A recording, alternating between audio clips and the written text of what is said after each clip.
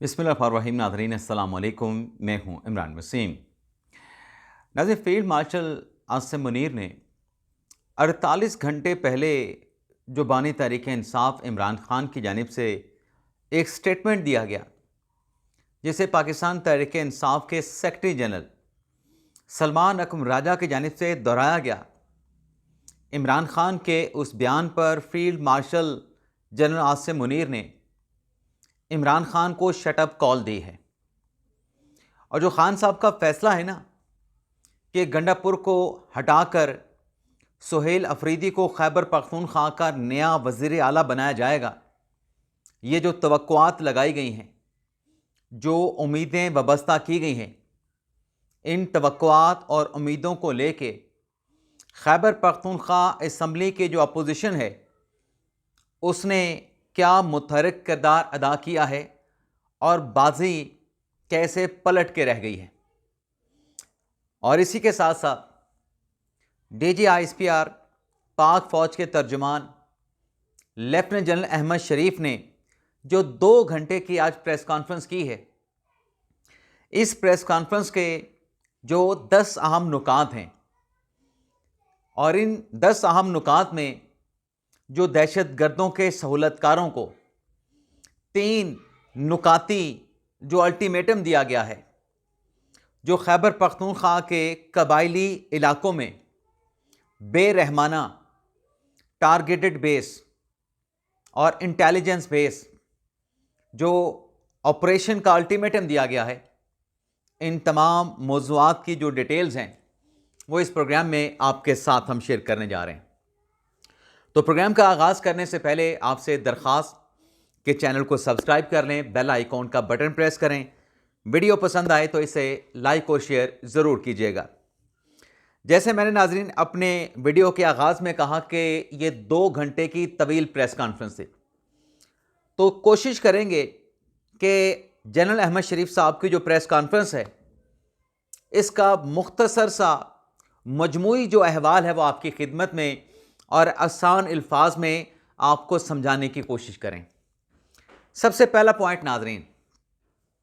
جو افغانستان پر رات گئے جو سٹرائکس ہوئیں، جس میں نور ولی محسود اور ان کے ممکنہ جانشینوں اور دیگر جو فطرت الخوارج کے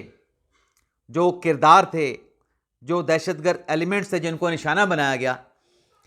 ان سے متعلق یا ان سٹرائک سے متعلق جب سوال ہوا پریس کانفرنس میں، تو پاک فوج کے ترجمان لیفٹیننٹ جنرل احمد شریف صاحب کا بڑے واضح الفاظ میں یہ کہنا تھا کہ افغانستان کی سرزمین پاکستان کے خلاف استعمال ہوتی ہے، اور اس بارے میں کئی مرتبہ جو افغان حکومت ہے اس کو باور کروایا گیا. اور ساتھ میں ترجمان پاک فوج جنرل احمد شریف صاحب نے بڑے واضح الفاظ کے ساتھ کہا، اس بات کا اعتراف نہیں تھا ان کی پریس کانفرنس میں کہ یہ سٹرائکس پاکستان کی جانب سے کی گئی ہیں،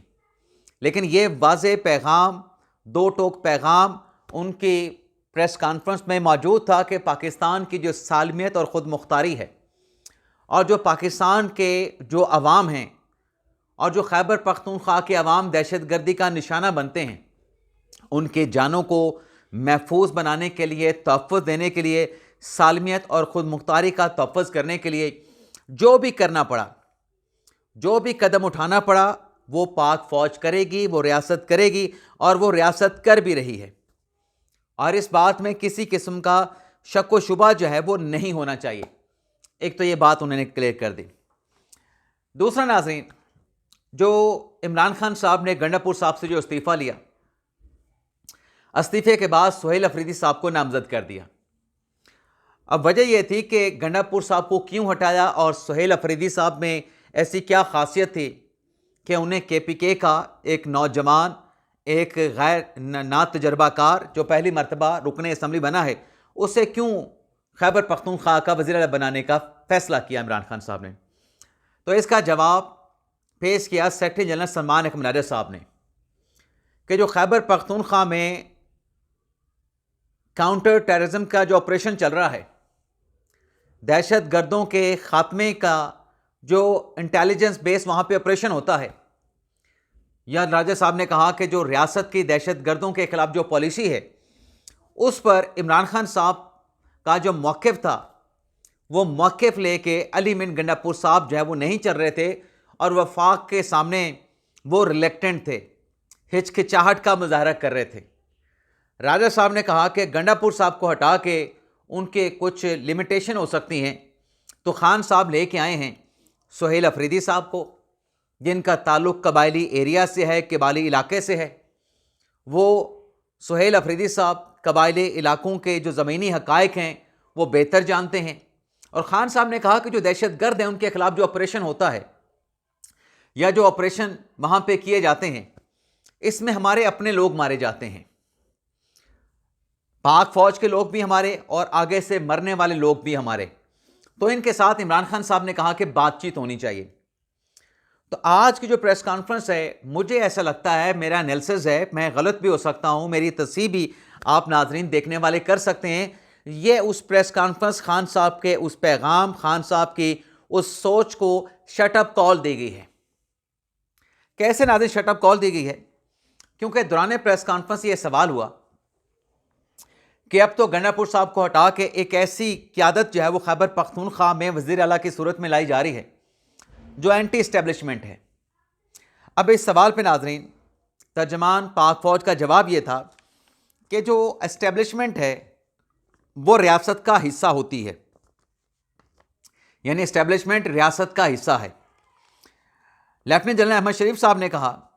کہ کیا ایسی قیادت آ رہی ہے جو ریاست کے خلاف ہے؟ ایسا ہو نہیں سکتا، ریاست بہت مضبوط ہے۔ اب ناظرین یہ جو چند سطریں ہیں جو میں نے ابھی آپ کے سامنے پڑھی ہیں، ان سطروں سے میرا انالیسس یہ ہے کہ جو سہیل افریدی صاحب ہیں وہ شاید خیبر پختونخوا کے وزیر اعلیٰ نہ بن سکیں، اور اس حوالے سے آج آن گراؤنڈ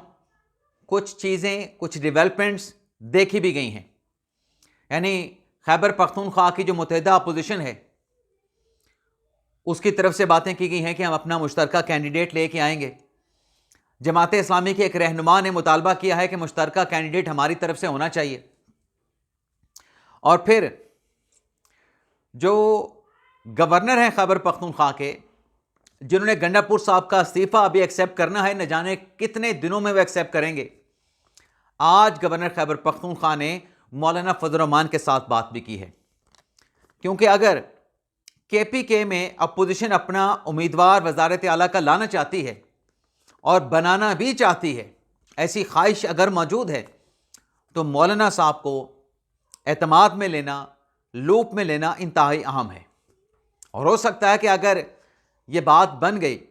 تو خیبر پختونخوا کا وزیر اعلیٰ شاید مولانا صاحب کی پارٹی سے آ جائے، اور اگر 20 سے 22 ووٹ پی ٹی آئی کے آزاد ارکان کے اگر مل جاتے ہیں، اور اس پہ آج جو حکومت کے جو سینیٹر ہیں پرویز رشید صاحب نے بھی کہا کہ ایسا شخص کیسے ایک صوبے کا وزیر اعلیٰ بن سکتا ہے جو ریاست کے خلاف ہو،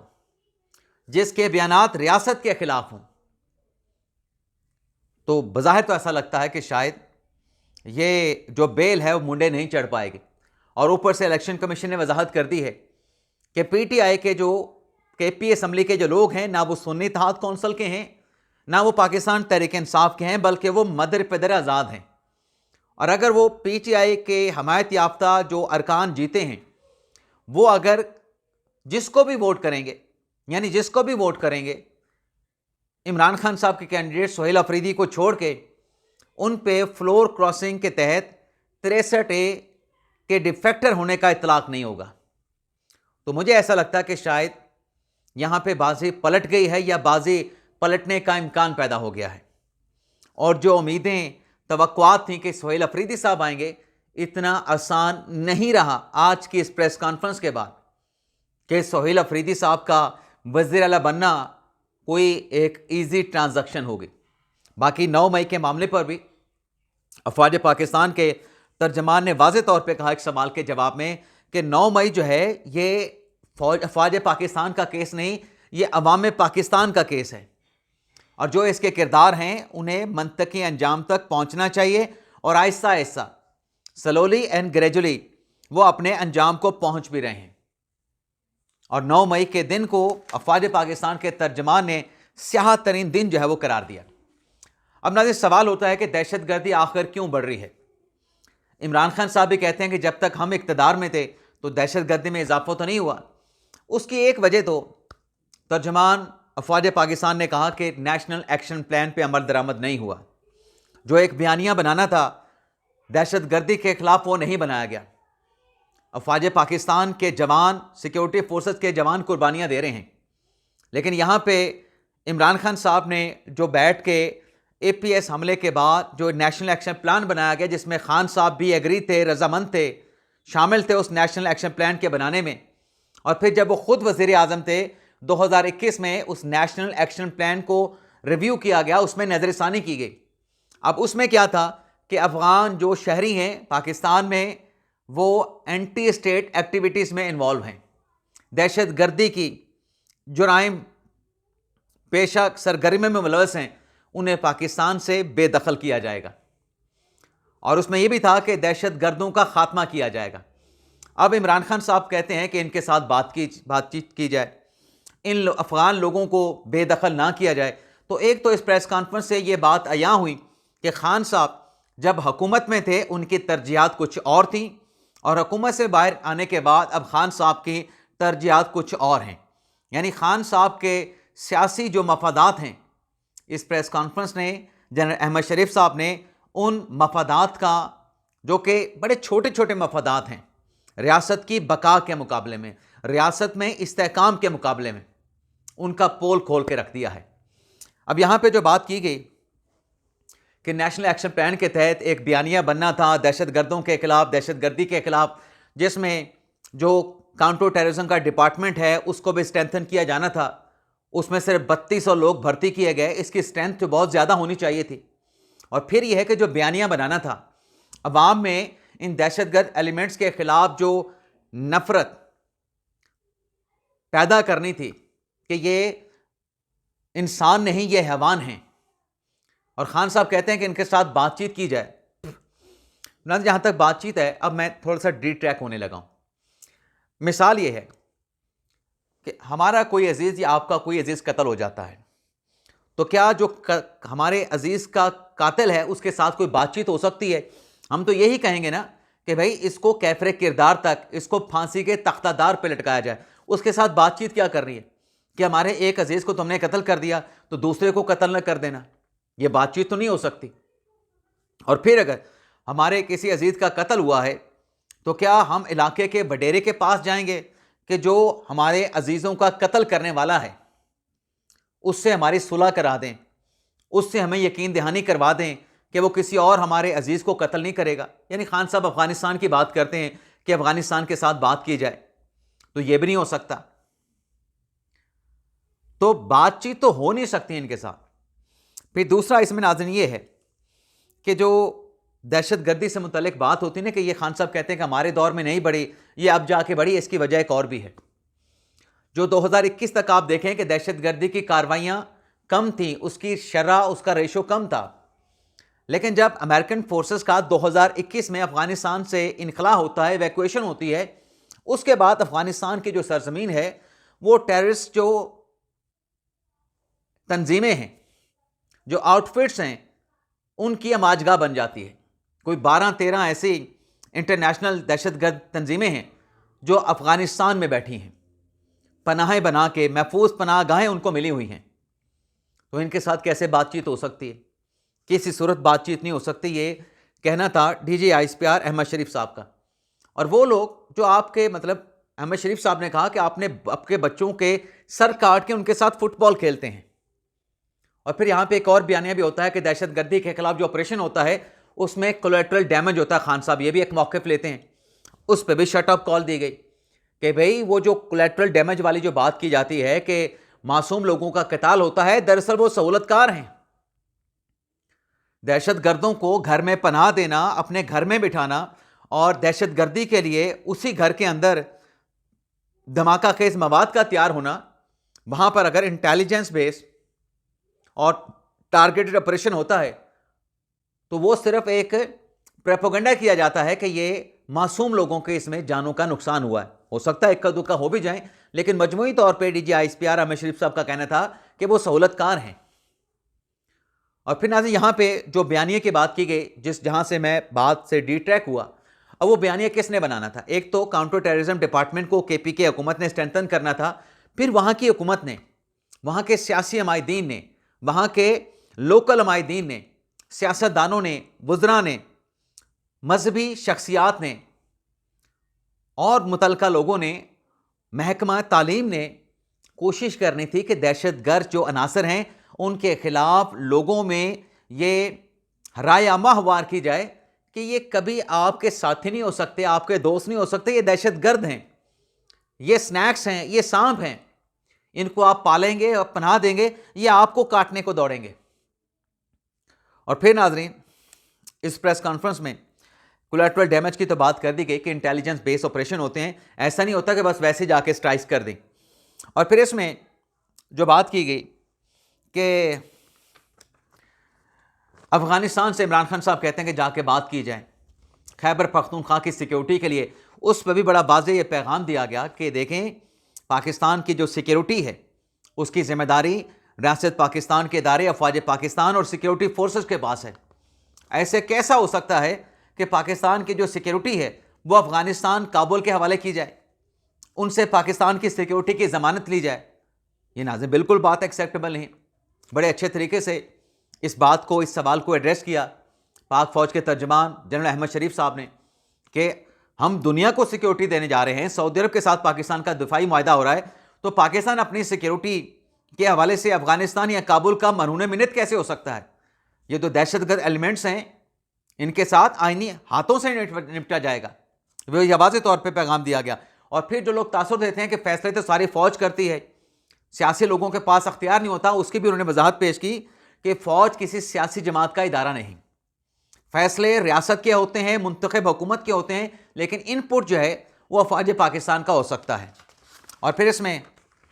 آخر میں واضح طور پہ کہا گیا کہ اسٹیٹس کو جو ہے کسی صورت قابل قبول نہیں، اسٹیٹس کو ایکسیپٹ نہیں کیا جائے۔ جو خیبر پختونخوا میں بدامنی ہے اس کی ایک وجہ وہاں پر جو سیاسی مجرمانہ گٹھ جوڑ ہے، جب ان پہ ہاتھ ڈالا جاتا ہے ڈرگ مافیا کے خلاف، نارکوٹکس کے خلاف، دہشت گرد ایلیمنٹس کے خلاف، تو وہاں پہ لوکل جو لوگ ہیں ان کو آگے کر دیا جاتا ہے۔ اور پھر DG ISPR نے کہا کہ جو بھی دہشت گردوں کے سہولت کار ہیں ان کے لیے 3 آپشن ہیں۔ ایک تو یہ ہے کہ دہشت گرد جو عناصر ہیں ان کو ریاست کے حوالے کر دیں۔ دوسرا آپشن یہ دیا گیا کہ دہشت گرد عناصر کو اگر ریاست کے حوالے نہیں کر سکتے تو پھر دوسرا آپشن یہ ہے کہ جو سہولت کار ہیں وہ ریاست کے ساتھ مل کے ان ٹیررسٹ ایلیمنٹس کے خلاف لڑیں اور ان دہشت گرد عناصر کو ان کے منطقی انجام تک پہنچائیں۔ اور پھر یہ بھی کہا گیا تیسرے آپشن میں کہ اگر یہ دونوں آپشن دہشت گردوں کے سہولت کاروں کو قابل قبول نہیں ہیں تو پھر آپریشن کے لیے تیار ہو جائیں، اور وہ آپریشن ٹارگیٹڈ بیس ہوگا، انٹیلیجنس بیس ہوگا، لیکن بے رحمانہ ہوگا۔ اور پھر آخر میں فیض حمید صاحب سے متعلق بھی، جنرل فیض حمید جن کا کورٹ مارشل پروسیڈنگ چل رہی ہے، کیونکہ پاک فوج کے ترجمان کا کہنا تھا کہ نیشنل ایکشن پلان کے تحت جو جوڈیشل سسٹم ہے اس کو بھی پروٹیکٹ کرنا تھا، اسٹرینتھن کرنا تھا۔ دہشت گردوں کو عدالتوں سے سزائیں نہیں ہوئی، وہاں پہ ATC کورٹ میں مقدمات پینڈنگ پڑے ہیں۔ ایک صاحب نے سوال کیا کہ فیض حمید کا کیس بھی تو پینڈنگ ہے اتنے عرصے سے، وہ بھی تو تاخیر کا شکار ہوا۔ اب ناظرین یہ دونوں کیسز کا کمپیریزن نہیں ہے، جو ریاست کے دشمن ہیں ان کے کیسز ATC کورٹ میں چلنے ہیں، اور ATC کے عدالتوں کا جو قانون ہے، انسداد دہشت گردی کا جو قانون ہے، اس میں ایک میعاد لکھ دی گئی ہے، وہ شاید 1 ماہ کی ہے یا 3 ماہ کی ہے۔ آپ نے 3 ماہ کے اندر قانون کی پابندی کرتے اس کیس کا فیصلہ کرنا ہے۔ اب جو فیض حمید کی کورٹ مارشل پروسیڈنگ ہے وہ ایک ڈسپلنری پروسیڈنگ ہے، وہ کورٹ مارشل جو ہوتا ہے اس میں کوئی ایسا قانونی میعاد نہیں ہے کہ وہ کیس کتنے عرصے میں کنکلوڈ ہوگا۔ اور پھر پاک فوج کے ترجمان نے کہا کہ جب آپ اپنی ڈیوٹی سے ہٹ کے کسی سیاسی شخصیت کے ساتھ ذاتی یا سیاسی تعلق بنا لیں گے تو پھر افواج پاکستان آپ کو جواب دہ بنائے گا، لیکن جب جواب دہ بنایا جائے گا سابق DG ISI کو، سابق لیفٹیننٹ جنرل کو، یا افواج پاکستان کے عہدے پہ بیٹھے کسی بڑے شخص کو، تو اس کو جو پورا قانونی ایک پروسیجر ہے، جو رائٹس ہیں، جو فیئر ٹرائل ہے، وہ مکمل اس کو ملتا ہے۔ اور افواج پاکستان میں کسی الزام پہ نہیں بلکہ حقائق اور شواہد کے بنا پہ اس کا کورٹ مارشل ہوتا ہے۔ اجازت چاہتے ہیں ناظرین، اللہ حافظ۔